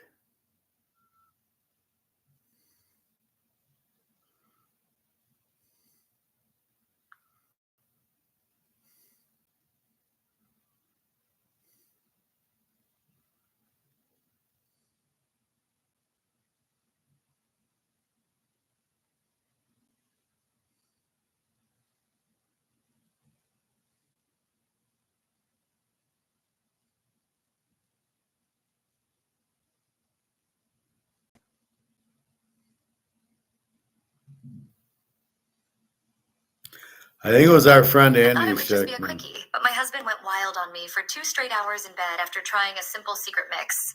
And with a gold to silver ratio of 80, in fact, they're woefully undercapitalized. They have next to nothing in terms of reserve. Coinbase is an example, the largest cryptocurrency exchange in the United States. If they filed bankruptcy, and they actually said the word bankruptcy, if they filed bankruptcy, that people who have coins held on the exchange will most likely lose all of them. So everything that we're talking about, whether it be undercapitalization in banks, whether it be that the stocks that you think you own are digit on a screen because you don't hold the certificates anymore, no one has bearer bonds anymore, no one has anything. And so when you talk about physical metal, these are tangible items that you hold in your possession free from counterparty risk. And I think that is the delineation here, is that wealth is digits on a screen in the ether, and having physical metal with the removal of counterparty risk is really huge. It's important. It's relevant. And I think all right, let's go back to everyone's assets, from your bank account to your brokerage account to your cryptocurrency account. I mean, just about everything is digits. It's numbers in the ether. You go to the bank, if everyone goes to the bank at the same time and says, give us our money, you're not getting it. It's not all there. In fact, they're woefully undercapitalized. They have next to nothing in terms of reserve. Coinbase is an example, the largest cryptocurrency exchange in the United States. If they filed bankruptcy, and they actually said the word bankruptcy, if they filed bankruptcy, that people who have coins held on the exchange will most likely lose all of them. So everything that we're talking about, okay, did you understand that? So your Bitcoin that's worth $85,000, but this coin change, which I guess is how you get the coins to your bank, is going bankrupt because the Ponzi scheme and the Russian mafia or whatever, however they're going bankrupt, you can't get your coins out. It's just like the bank, right? You got 100 grand in the bank or 500 grand in the bank. You go to get your money. They don't have it. They're not going to give it to you because they're losing because nobody's paying back their loans. So they've loaned out the money and everybody's saying, I can't afford it. Inflation's too high. I'm out of work. Sorry, I can't pay you back. You don't get your money in the deposit in the account. And now with this coin bank doing the same thing, you can't get your crypto out. Do you think you got $85,000 in Bitcoin? Okay, get it out. Oh, they went bankrupt. Now you're fucked. You have it. It's worth 85 grand in monopoly money, but you can't get it out. And keep in mind, you cannot get the money, as Luke tried to explain to us, and he was dead wrong. You cannot get the money in local currencies anywhere in the world. That's a bullshit fairy tale. You can only get it back using this Coinbase into your bank account. And unless you have a bank in every country in the world, Switzerland, Germany, and everywhere, it's going back to your US bank. So don't say it's any currency in the world. That's bullshit. And if this Coinbase goes under and they're going bankrupt, apparently, I don't know enough about it, but if Andy Scheckman says it, okay, now he is a gold guy, so he's probably putting a little bit into it. I'll have to research it myself because I don't trust Andy Scheckman or any of these morons, except for Mark McGuire and Egon. So if they do go bankrupt and you can't get your Bitcoin, it could go to 100,000. It doesn't matter. If you can't take the profit, we're playing craps, right? And I've hit 13 passes in a row, and I got $1 million at the crap table. And then I go to cash out, and they go, no, you can't take the money off the table. It's nice you got it, but you can't cash out. And that's what it sounds like. That's what the bank's doing, the stock market, and this Coinbase apparently. The only game that you cannot get hurt is gold and silver. So as everybody panics into Bitcoin, because I think what I'm understanding is people realize the money's worth shit. They realize this $36 billion debt cannot be paid. So they're looking for the option out, but because they're morons, they go into Bitcoin instead of gold. Gold is, you can't, it's the lock. You can't fuck around with it. You can't print it. And you can go buy it and keep it and put it in your hand and nobody can take it from you. Well, no, let's do Bitcoin where we don't really own anything. We don't know what it is. Oh, it's going to go up in value. Oh, yeah, but when I try to get it, this Coinbase, which is the only way I can get it, is bankrupt. So now how do I get my Bitcoin out? I own it, but I can't get it. That's a great move. So keep that in mind. That's why we have the gold. You have it. Everything else is paper. It's all worthless junk. It's fucking monopoly money. So why is it? So everybody's panicking into Bitcoin, which is what they're going to do with gold. Once they realize that they've been made off, they will then do this to gold. You'll see gold go up to 80,000 an ounce. That's what should happen if it was free market. But because of the COMEX price fixing, this is why we will see this huge thing in gold once we blow up COMEX and Russia and Putin puts in this gold exchange, which gives us a physical price and not the paper price. You're going to be seeing $80,000 gold because all the people who are panicking to get out of the dollar who are going into Bitcoin will all get fucked. And then the sole survivors, gold and silver. And I think it's all part of this plot, the Bitcoin Ponzi scheme. I'm so tired of people being so stupid and getting into things and then arguing about them that they're right because they have no idea why, but they are right. And it's just, it's insanity. It really is insanity that people don't 2 and 2 equals 4, but they don't 2 and 2 equals 5 to them. No, yeah, I could be in gold, but I'm going to get real estate, or I'm going to get Bitcoin, or I'm going to buy a stock. And you're like, oh my God. Okay, go. I can't do it anymore. I can only explain it to you 1,000 times. And if you still don't get it, I can't do anything. I was in the sauna after my swim, and I hear this guy talking about blood thinners. What did I just tell you? Canine pepper is the best blood thinner in the world. Also, if you cut yourself, right, you cut your hand or arm or there's an accident, you put canine pepper on it, it'll heal it. It'll stop the bleeding and heal it instantly. Just put the cayenne pepper onto the wound. It's the best blood thinner and it's natural. Okay. So I'm sitting in the sauna and I'm thinking, should I tell him canine pepper? He's taking blood thinners. from the doctor, which are poison, right? So he's taking poison to thin his blood out because he's overweight. And I'm sitting there going, well, normally I would say canine pepper, but everybody would think I'm crazy. So fuck you. I'm not going to say it. And I didn't say it. I'm telling you guys, it's Celtic salt, which 82 minerals, and that's it. And canine pepper is the best blood thinner. Do not take aspirin as blood thinner, please. It's got a lot of dangerous effects on you.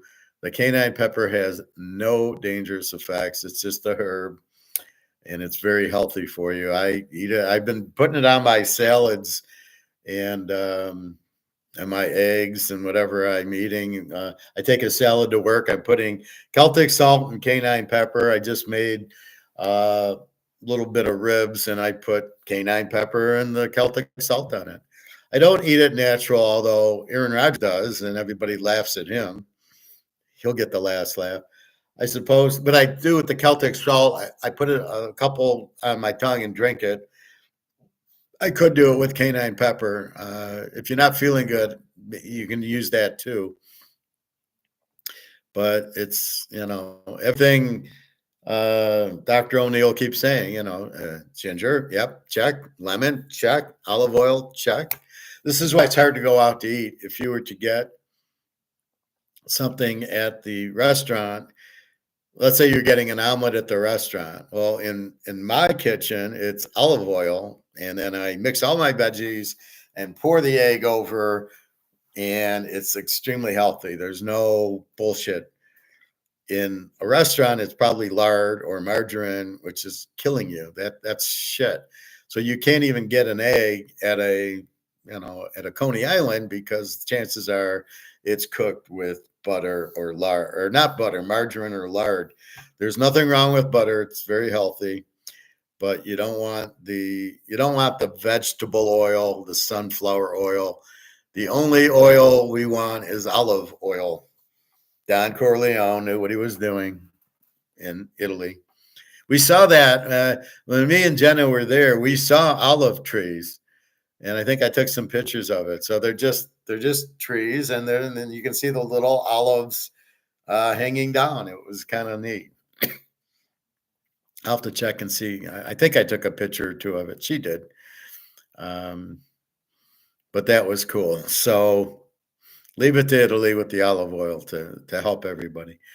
Olive oil, lemons, you'll be healthy as shit. Stay away from the aspirin. Stay away from the doctor and all the bullshit medicine they give you. Antibiotics actually kill you because they kill all your systems, and then you got to regrow them back. And if you really are in trouble, you fast because your body will heal it. Like it heals a broken arm or leg, it'll heal the kidneys, the liver. The liver grows back, right? If only Mickey Mantle knew this, he wouldn't have needed a new liver. If he would have just done a 3-day fast, he'd be alive today, probably. Your liver regrows. It heals itself. Just get out of the way. Don't eat for 3 days and let the liver heal itself. And then just have lemon and olive oil and eggs and your broccoli and cauliflower and stuff like that. And you'll heal yourself. You break your leg, it heals. It'll heal everything. Just get out of the fucking way. Stop eating Fritos and Oreos and all the bullshit that you eat and get to that. Don't eat the bread. Don't eat the Cheerios. Cereal, bread, yogurt, it's terrible for you. Stick to the basics. Eggs, veggies, a little bit of fruit, not a lot, and a lot of meat, chicken, fish. Very good for you. Get the fish egg. I got the cod liver oil fish that are very healthy. Anyway, so that's that. Titus was very kind to me today, gave me a nice tip for winning him again. I don't know how much he won. I think he gave me the wrong slip, but he hit another 6-7 team parlay with the picks I give him. And I don't know. I can't say what he won. It was probably at least 10 grand. So he's cooking because I won every game. The only one I lost that was a meaningful pick was the Monday night Miami Ram over. He says I didn't play it. Well, then you won a ton because every game I played, I won except for the Niners over. So, and he could have won the Niners over because it did go down to 49, was not 43, and that's what the score was. So, but everything else, he said he had the Cincy over, the Pittsburgh game, a couple of San Diego under, whatever, Kansas City under with Denver, and everything came in. So I'm enjoying these very heavy tips, very kind of but it's good. He appreciates. I'm making the guy a fortune, so I think it's good karma for him. He knows that if he tips me, he then wins another bundle of money. So I think he's now it's like, he's now realizing he's got to tip me to keep winning. But it's very kind. I know G hit, I think she hit an 18 college teaser on Saturday. I was happy for her there. And yeah, I am so hot, but it's my theory. I'm not getting lucky to win. A little bit of luck. It's the theory. It's how do you pick the games? And I've got it down cold now. And especially in the pros, 10-0, 11-1, 8-4, and now 9-2 last week. I get on runs like this. It happens all the time, every year. And, they this looks like a tougher week. Green Bay, Chicago, Detroit, yeah, they probably win. Games like Cleveland, New Orleans, it's just I run away from. The Rams in New England, Oakland, Miami. I mean, all these games you just run away from. You're like, I don't want anything to do with them. But there's so many shit teams. And then you got Baltimore playing Pitt, KC playing Buffalo, Washington playing. So the games that if they're spread out, we got 6 picks are playing each other. So now we at best have 3 picks. So we got that. So again, Andy Scheckman with the Bitcoin and the whatever Coinbase going bankrupt. It's like Sam Bankman-Friedman stealing all the money, the crypto queens. They had one coin which wasn't even real. And why aren't the other Bitcoins doing anything? Only Bitcoin's got a value. All the other ones have no value. The central banks don't buy Bitcoin. If you think Trump's going to go with Bitcoin, there's no way. Tesla didn't go with Bitcoin, right? He was going to, and I can't take it to pay for cars. Toyota doesn't. I know that. Bitcoin, you're going to find out is going to be a Ponzi scheme. I'm telling you now, you won't listen to me because the boat's sinking but hasn't sunk. Everybody's going to lose all their money in it. Okay. This is why I'm so aggressive with Luke. And what I'm talking is I don't want my guys, you, to lose your money in Bitcoin when you can make a fortune in gold and silver. So if you just play the proper play, the very limited, everybody desires gold and silver. It's real money. All the central banks are buying it, and Russia and China basically are going to go to a gold-backed currency. Why are you fucking around with Bitcoin or land or what are you doing? Just buy the gold. I'm 99% in gold and 1% in baseball, football cards. And I don't own a Rolex, but Nick does. And that's it. I mean, that's all you need to do. So I don't know, you guys are making it much more complicated. I do want to buy another quarter ounce because that'll cap me. I've got like something 9 3/4. So I want to get to an even number. So I can do it this week. I get paid Thursday, so maybe Saturday. I don't know. Maybe I'll go to the coin store Friday or Saturday. Work's going well. Um, I might start working from home on Fridays because there's nobody there. I go there on Friday. There's like 10 people there in the whole fucking building. The kitchen's closed. I'm going, what am I doing here? I can do the same work at home as I'm sitting here at my computer, bored out of my mind because there's nobody there. So I might start doing that, but I'm a little too new. But maybe maybe after Thanksgiving, I'll start doing that. And anyway, so I'm hoping to meet Daria at Christmas, but I don't know. She thought Trump would end the war and we'd meet.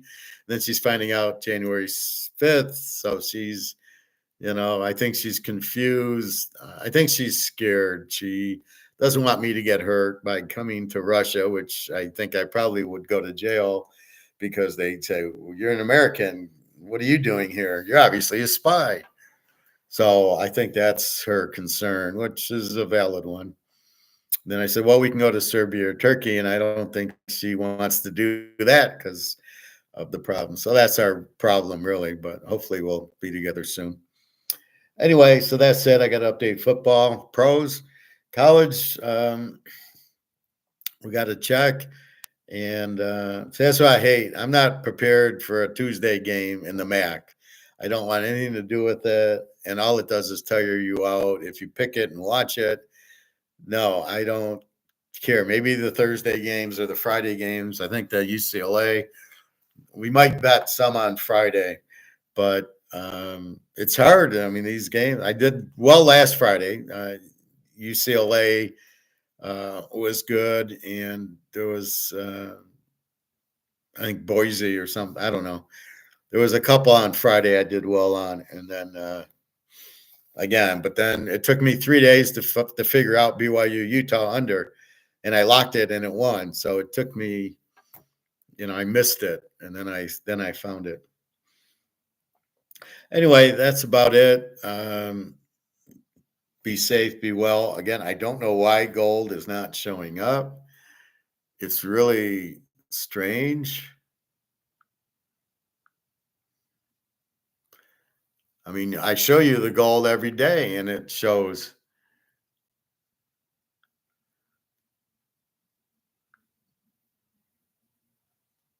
See, and if you look at the time at the bottom, it says 21. This stupid Timo. Why do they put the fucking ad right over the chart? I mean, what? All right, so if you see the time, it says 9:42, 21:42, which is the time. But if you notice, the graph is not, the 25.9903 hasn't moved since 11 o'clock in the morning. So I don't know what's going on. So then I click back. And if I look at this is 26.11 going up. So I think that's what our spot price is, 26.11, 26.12. So I think this is starting to move back to 2,700. So don't be afraid. We know what the truth is, not all the hubbub of the Bitcoin and the Trump and the Elon Musk and all these morons. Keep in mind, most of these people are idiots. Keep that in mind. But you're not, because you've got the actual details. So understand that.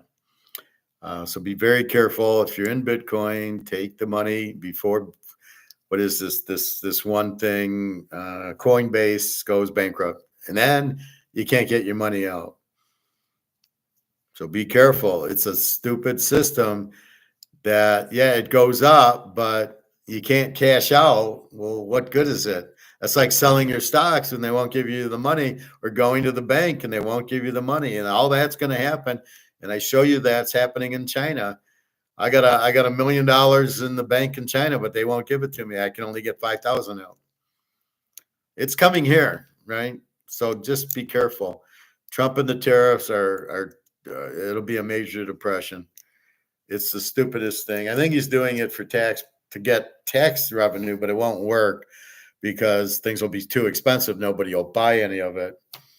And it's just going to hurt the economy. So You hear tariffs, run to gold and bury it, and nobody knows you have it, so they can't take it. And they're not going to come to your house. It's more. Um, they didn't come to the house in the 1930s. You went to the bank and they gave you the $20 for it. They didn't steal it from you. They gave you the value of it. But they won't do it now because that'll mean the dollar's worthless. So they will never do it. At worst case, when you go to sell it, they'll tax you. But as we see, it's like you got to sell 20 coins or 30 ounces of gold to get a tax. So you should be fine. And again, you don't tell anybody you got it, except for your spouse or your girlfriend or boyfriend. That's it. Otherwise, nothing. Anyway, I think that's it. I'm exhausted. I got to make chicken and I am too tired. So have a nice night. I gave you the free pick. Anytime Patrick Mahomes is a dog, it's an automatic play.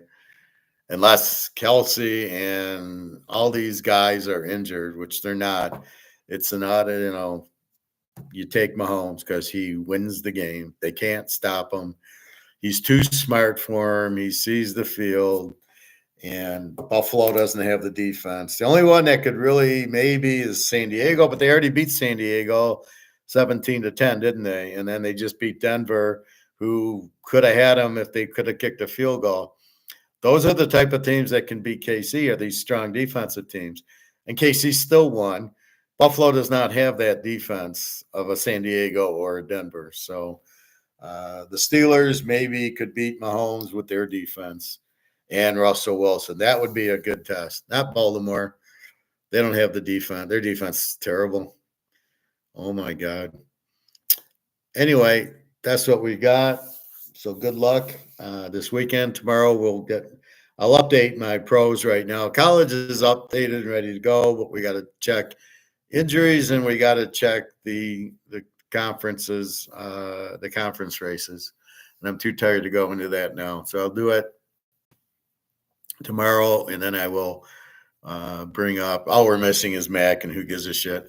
But basically who's, the Sun Belt, we know the SEC and we know the Big Ten and all that stuff, but we don't know is the AAC and Conference USA. The Mountain West, I believe, is the Mountain West is probably Boise because they beat Vegas. And then the Big 12, it's really getting into BYU and Colorado and Iowa State lost. So Kansas State could be knocking there. Kansas, a lot of good teams there. So we will see. But anyway, have a wonderful night. www.teaserking.com. Any questions or comments? I see nobody chatted today. I hope it's working. When I first tried to do the video, it wasn't working. So I came out of it and came back into it. And it looks like it's working. Well, let me type in something here. Okay, yeah. So it's working. Anyway, any questions or comments, let me know. www.teaserking.com. I'm probably playing the Thursday game, but it's not going to be a lock. So if you want to buy my pros, and a lot of people, you're waiting till the weekend, buy it on Thursday, or at least tell me you're going to buy it. I know my regulars, and I can give you the pick, but I can't give picks, and then and then they don't buy it. So I'm not going to do that. Anyway, sign up for class. It's a good deal. $25 college, $25 for pro. So again, www.teaserking.com. You can get my email there and email me questions, comments. Cayenne pepper through Bitcoin, through gold, through football. So we wear many hats. All right. Have a nice day, everybody. Have a nice day. All right. Take care. www.teaserking.com. Thanks a lot.